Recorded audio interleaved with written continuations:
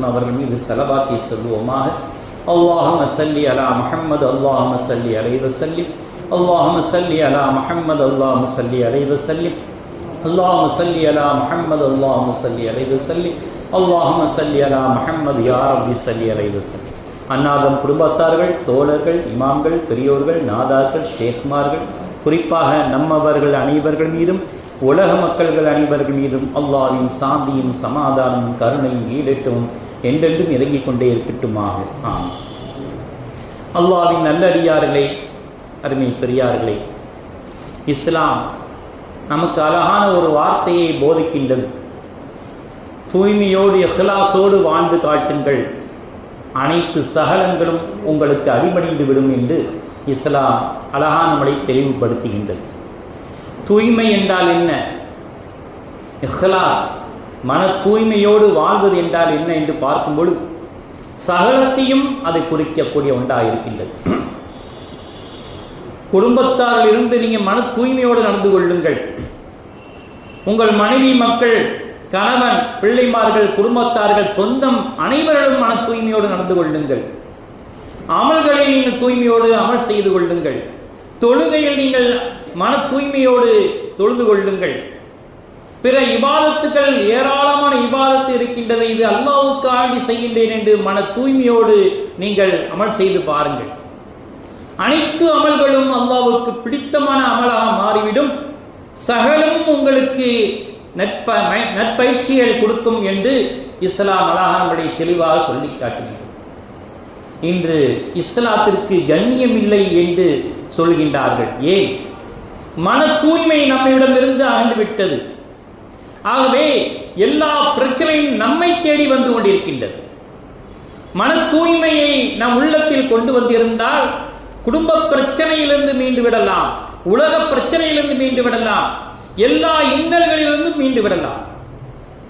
ஆக மன தூய்மை என்பது ஒரு முக்கியமாக ஒன்றாக இருக்கின்றது. அதனால் தான் அல்லாஹ் தஆலா சொல்லி காட்டுகின்றான், வதுஉஹு முஹ்லிஸீன லஹுத்தீன், அல்லாஹ்வை தூய்மையான இதயத்துடன் அழைத்து பாருங்கள், தூய்மையான எண்ணத்துடன் அழைத்து பாருங்கள், சகலமும் உங்களை தேடி வந்துவிடும். ஏதாவது ரெக்கார்டு போட்டது மாதிரி அழைக்காதீர்கள். ரேடியோவில் ரெக்கார்டு பண்ணி போட்டு கட்டிக்கிட்டே இருந்தா என்ன செய்யும்? திரும்ப திரும்ப அப்படிதான் சொல்லும், யாரெல்லாம் எனக்கு அதை கூட இதை கூட எப்படி கூட இப்படி கூட சொல்லிக்கொண்டே இருந்து போயிட்டு இருந்தா அது மன தூய்மை கிடையாது. உள்ளபூர்வமாக கண்களிலிருந்து கண்ணீர் வழிந்து கொண்டு இதயமும் அழுக வேண்டும். கண்கள் மட்டும் அழுகக்கூடாது, இதயமும் சேர்ந்து அழுக வேண்டும். ஏனென்றால் மூசா அலைஹிஸ்ஸலாம் அவர்கள் ஒரு கஅபத்துல்லாவில் வந்து கொண்டிருக்கின்ற நேரத்திலே ஒரு மனிதர் கஅபத்துல்லாவின் சீலையை பிடித்துக் கொண்டு, துணியை பிடித்துக் கொண்டு கதறி கதறி அழுது கொண்டே இருக்கின்றார். தேம்பி தேம்பி, அல்லாஹ் எனக்கு அப்படி கொடு, எனக்கு இவ்வளவு கஷ்டங்களை கொடுத்து விட்டாயே, இன்னல்களை கொடுத்து விட்டாயே என்று கதறி கதறி அழுது கொண்டே துஆ செய்து கொண்டிருக்கின்றார். மூசா அலைஹிஸ்ஸலாம் அவர்களுக்கே கண்களிலிருந்து கண்ணீர் வந்து விட்டது. யா அல்லாஹ், இந்த மனிதருக்கு நீ இறக்க மாட்டாயா? இவ்வளவு கதறுகின்றாயே, இவ்வளவு கண்ணீர் வடிக்கின்றாரே என்று அல்லாஹ்விடம் பிரார்த்தனை செய்கின்றார்கள். அல்லாஹ் சொல்கின்றான், மூசாவே, நீங்கள் அவருடைய கண்களை பார்க்கின்றீர், நான் அவருடைய இதயத்தை பார்க்கின்றேன். இதயமோ என்னை தேடவில்லை. கண்கள் கண்ணீர் வடித்து என்ன பிரயோஜனம்?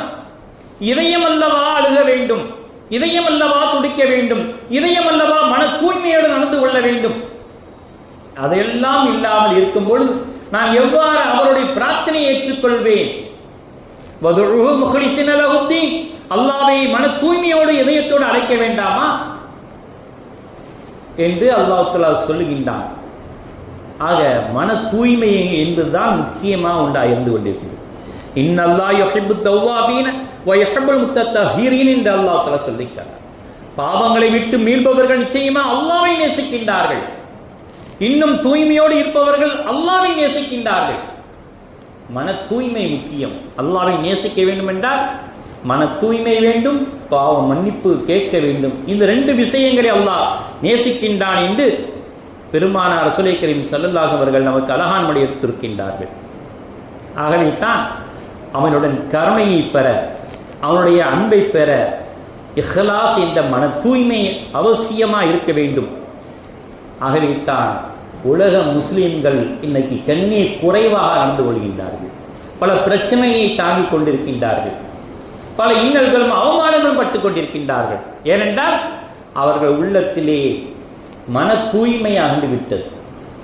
அந்த மன தூய்மை எப்போது வரும்? உலக ஆசைகளை வெறுக்க வேண்டும். உலக ஆசைதான் முக்கியம் என்று நடந்து கொண்டால் நிச்சயமா மன தூய்மை இருக்காது என்று பெருமானார் ரசூலுல்லாஹி ஸல்லல்லாஹு அலைஹி வஸல்லம் சொல்லி காட்டினார். ஹலத் சௌபான் ரலியல்லாஹு அவர்கள் சொல்லி காட்டினார்கள், இஹ்லாசுடன் வாழ்வோர் நேர்வழியின் ஒளிவிளக்காக ஒளிந்து கொண்டே இருப்பார்கள், வெளிச்சத்தோடு மிளிர்ந்து கொண்டிருப்பார்கள் என்று சொல்லி காட்டினார்கள். பெருமானார் ரசூலுல்லாஹி ஸல்லல்லாஹு அலைஹி வஸல்லம் சொல்லி காட்டியதாக சொல்லி காட்டினார். கலிமாவில் இஹ்லாஸ் வேண்டும், தொழுகையில் இஹ்லாஸ் வேண்டும், நோன்பில் இஹ்லாஸ் வேண்டும், ஜக்காத் பொருட்களில் இஹ்லாஸ் வேண்டும், ஹஜ் செய்வதில் இஹ்லாஸ் வேண்டும், நடைமுறை பழக்க வழக்கங்களில் இஹ்லாஸ் வேண்டும், குடும்பத்தில் இஹ்லாஸ் வேண்டும். இந்த இஹ்லாஸை கொண்டு வந்தோம் என்றால் நிச்சயமா நாம் கண்ணியம் உள்ளவர்களாக, அல்லாஹ்விடம் மதிப்பு மிக்கவர்களாக, மதிப்புள்ளவர்களாக நாம் உலகத்தில் உலா வர முடியும். பெருமானார் ரசூலுல்லாஹி ஸல்லல்லாஹு அலைஹி வஸல்லம் சொல்லி காட்டியதாக ஹஸரத் அப்பாஸ் ரலியல்லாஹு அவர்கள் சொல்லி காட்டினார்கள், 40 நாட்கள் அனைத்து விஷயங்களிலும் இஹ்லாசுடன் ஒரு மனிதன் நடந்து கொண்டால் அவருக்கு ஞான வாசல்களை அல்லாஹ் தஆலா, அன்பின் வாசல்கள், ஞான வாசல்களை அல்லாஹ் திறந்து வைத்திருக்கின்றான் என்று சொல்லி காட்டினார். 40 நாட்கள் இஹ்லாசுடன் ஒரு மனிதர் அனைத்து விஷயத்திலும் நடைமுறை பழக்கத்தில் வந்து கொண்டார், அதுக்கடுத்து மாற மாட்டார். 40 நாள் அப்படி பேணிக்க நடந்து கொண்டால் அப்படி பழக்கத்துக்கு வந்துடும் என்பதுக்காக சொல்ல. 40 நாள் மட்டும் நாம் பயன்படுத்திக் கொள்வதற்கு அல்ல, 40 நாள் ஒரு மனிதர் பேணிக்கையாக இஹ்லாசுடன் வாழ்ந்து கொண்டிருந்தால் நிச்சயமா அல்லாஹ் தஆலா ஞானத்தின் வாசல்களையும் அன்பின் வாசல்களையும் அல்லாஹ் தஆலா திறந்து வைத்திருக்கிறார். அதுக்கு அந்த பழக்கத்துக்கு வந்து விடுவார் என்று பெருமானார் ரசூலுல்லாஹி ஸல்லல்லாஹு அலைஹி வஸல்லம் சொல்லி காட்டினார்.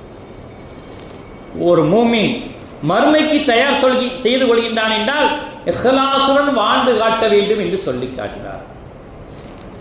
ஒரு முனாஃபிக் தயார் செய்கின்றார் என்றால் உலக அலங்காரத்தை எடுத்துக்கொள்வார் என்று சொல்லிட்டார். ஒரு மூமின் மறுமைக்காக தயார் செய்து கொண்டார், இஹ்லாசுடன் வாழ்க்கையை தொடங்கிக் கொள்வார். ஆனால் ஒரு முனாஃபிக் தயார் செய்கின்றார் என்றால் உலகத்தை அலங்காரத்தை எடுத்துக்கொள்வார் என்று சொல்லி காட்டினார். ஆனால் ஒரு இறை மறுப்பாளர் எடுத்துக்கொண்டார் என்றால் பேராசை பெருவெள்ளத்தில் நீந்தி கொண்டிருக்கின்றார் என்று அர்த்தமாகின்றது என்று ஹஜ்ரத் ஹாத்தமுல் அஸம்மர் ரலியல்லாஹு அவர்கள் சொல்லி காட்டினார். ஒரு மூமின் இஹ்லாசுடன் வாழ வேண்டும், மறுமைக்கு தயார், அதுதான் என்று சொல்லி காட்டினார். ஒருவர் இஹ்லாசுடன் வாழ்ந்துவிட்டால் இறை வழிபாடு அவருக்கு நிச்சயமாக லேசாகிவிடும் என்று சொல்லி காட்டினார். அது தவறி விட்டுச்சுன்னா என்ன செய்வார்? தேம்பி அழுவார். ஒரு வக்து தொழுகை நின்றுச்சுன்னா இஹ்லாசோடு வாழ்ந்து பேணிக்கா வாழ்ந்தவர் என்ன செய்வார்? ஒரு வக்து தவறிவிட்டால், நேரமாகிவிட்டால் உடனே தேம்பி அழ ஆரம்பித்து விடுவார் என்று பெருமானார் ரசூலுல்லாஹி ஸல்லல்லாஹு அலைஹி வஸல்லம் சொல்லி காட்டினார். ஹஜ்ரத் அஹ்மது இப்னு அபி வஹாதி அவர்கள் இந்த ஹதீஸை அறிவிக்கின்றார்கள் என்றால் எந்த அளவுக்கு இஹ்லாஸோடு வாழ்ந்து கொண்டிருக்கின்றார்கள் என்று நாம் சிந்தனை செய்து பார்க்கிறோம்.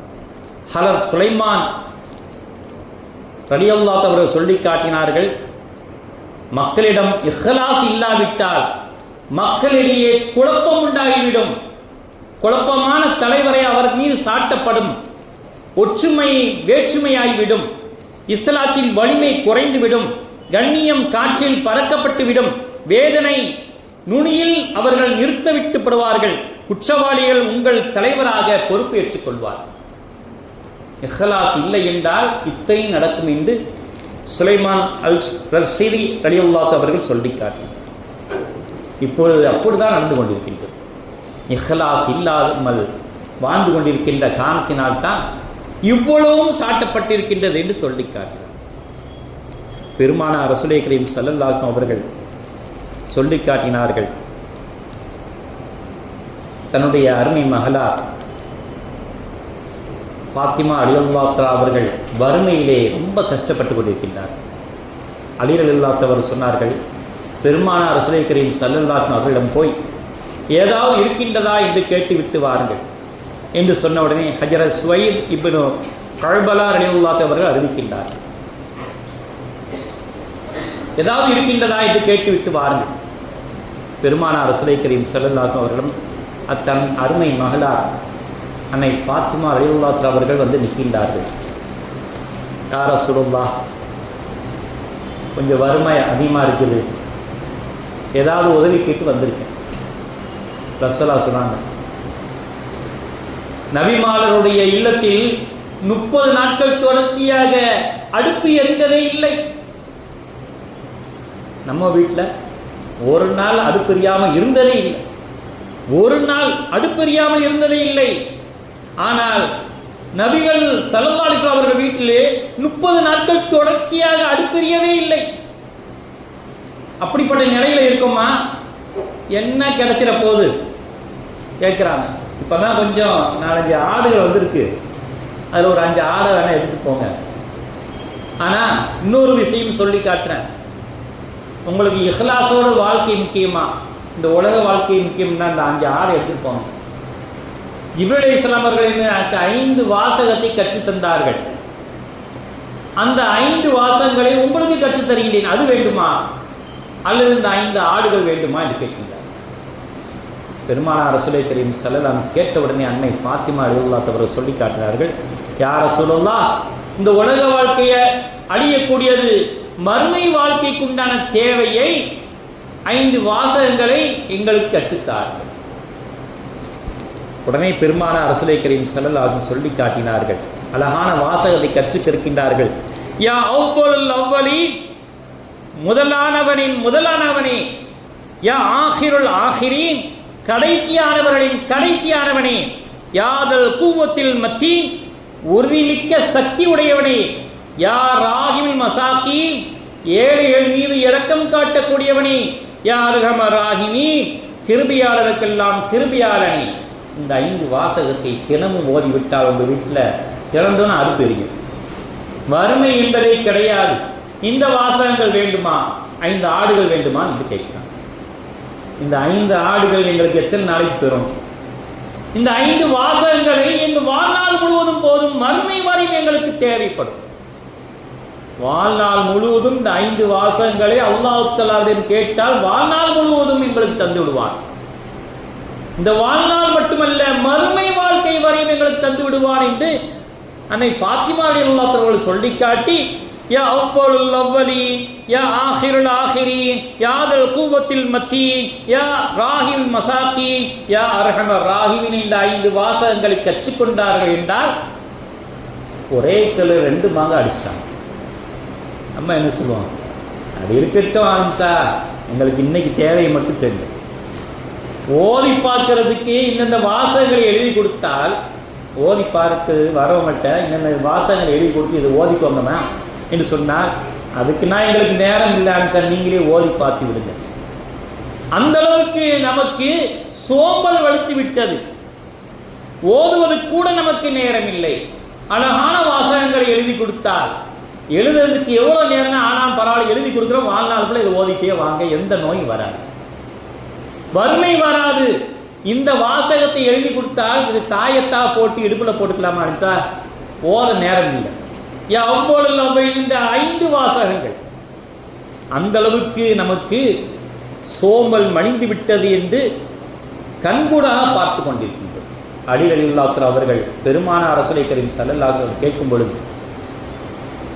அருமை மருமகரே அலி ரலியல்லாஹு அவர்களே, உங்களுக்கு இம்மை வாழ்க்கை வேண்டுமா மறுமை வாழ்க்கை வேண்டுமா என்று கேட்கின்றார்கள். இம்மை வாழ்க்கை வேண்டும் என்றால் 5000 ஆடுகள் உங்களுக்கு தர நான் தயார். மறுமை வாழ்க்கை வேண்டுமா, உங்களுக்கு 5 வாசகங்களை எழுதி தர நான் தயார் என்று கேட்கின்றார். உடனே அலி ரலியல்லாஹு அவர்கள் 5000 ஆடுகள் என்பது ரொம்ப ஜாஸ்தி தான், இருந்தாலும் அதைவிட மேலானது 5 வாசகங்களை எங்களுக்கு எழுத்தாருங்கள் என்று சொல்லி காட்டினார்கள். உடனே பெருமானார் ரசூலுல்லாஹி கரீம் ஸல்லல்லாஹு அலைஹி வஸல்லம் சொல்லி காட்டினார்கள், அல்லாஹ் மக்ஃபிர்லி தன்பி, எனது பாவங்களை நீ மன்னிப்பாயாக, வ வஸ்ஸிலி ஹுல்கி, எனது குணங்களை விசாலமாக்கி தருவாயாக.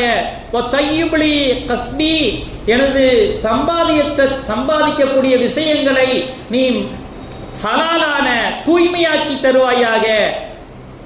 வகன்னினி பிமா ரஸக்தனி, எனக்கு நீ வழங்கியதை கொண்டு போதுமானதாக ஆக்கி தருவாயாக. வலா துதுஹிபு கல்பி இலா ஷைஇன் சரஃப்துஹு அன்னி, என்னை விட்டு திரும்பி விடட்ட எல்லா வஸ்துகளை பக்கம் என் மனதை போக வைத்து விடாதே. 1 லட்ச ரூபா கையில் கிடக்குது, இன்னைக்கு பிழைச்சிட்டு, அதிலிருந்து என் மனசை தூய்மைப்படுத்திய அல்லாஹ், இப்படி போயிடுச்சே என்று கவலையில் ஆழ்த்தி விடாதே அல்லாஹ். என்னை விட்டு சென்று விட்ட விஷயத்தை எனக்கு நினைத்து கவலை வர வைத்து விடாதே. இந்த 5 வாசகங்களை வாழ்நாள் ஃபுல்லாக ஓதிக்கிட்டே வரலாம். பெருமானார் ரசூலுல்லாஹி கரீம் ஸல்லல்லாஹு அலைஹி வஸல்லம் கற்றுத்தந்தோம்.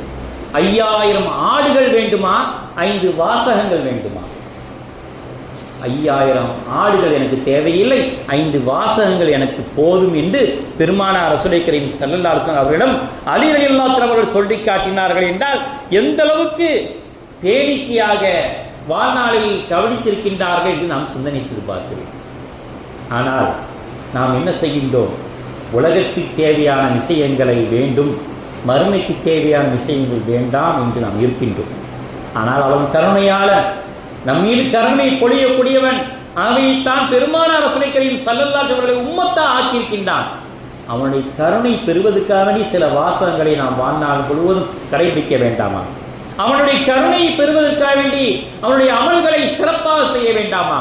அவனுடைய கருணையை பெறுவதற்காக வேண்டி இஹ்லாஸுடன் மன தூய்மையுடன் நடந்து கொள்ள வேண்டாமா? அதைத்தானே அவன் வேண்டுகின்றான். நாம் தொழுது கொண்டே இருந்தோம் என்றால் அவனுடைய அந்தஸ்து உயர்ந்து கொண்டே இருக்கின்றது என்பதற்காக வேண்டி நாம் தொழுக வைக்கவில்லை. நாம் நோம்பு நோக்கின்றோம் என்று நோம்பு நோக்க அவருடைய அந்தஸ்து உயர்ந்து கொண்டே இருக்கின்றது என்பதற்காக வேண்டி மனிதர்கள் எல்லாம் நோம்பு நோக்க வைக்கவில்லை. ஹஜ்ஜுக்கு சென்று நீங்கள் ஹஜ்ஜு செய்யுங்கள், அப்பொழுதுதான் என்னுடைய அந்தஸ்துகள் உயர்ந்து கொண்டே இருக்கும் என்று அவன் ஒருபோதும் சொல்லிவிடவில்லை. மாறாக உங்களுடைய அந்தஸ்து உயர்கின்றது, உங்களுடைய கண்ணியம் உயர்கின்றது, உங்களுடைய மதிப்பு உயர்கின்றது, அல்லாஹ்வின் அன்பு கிடைக்கின்றது, நபிமார்களுடைய ரசூல்மார்களுடைய அன்பும் ஷிஃபாருக்கும் கிடைக்கின்றது என்று பெரியவர்கள் அழகான முறையில் சொல்லிட்டார். அப்படிப்பட்ட வாழ்க்கையை வாழ்வோமாக. யா அல்லாஹ், உங்களை மன தூய்மையான வாழ்க்கையாக வாழ வைப்பாயாக.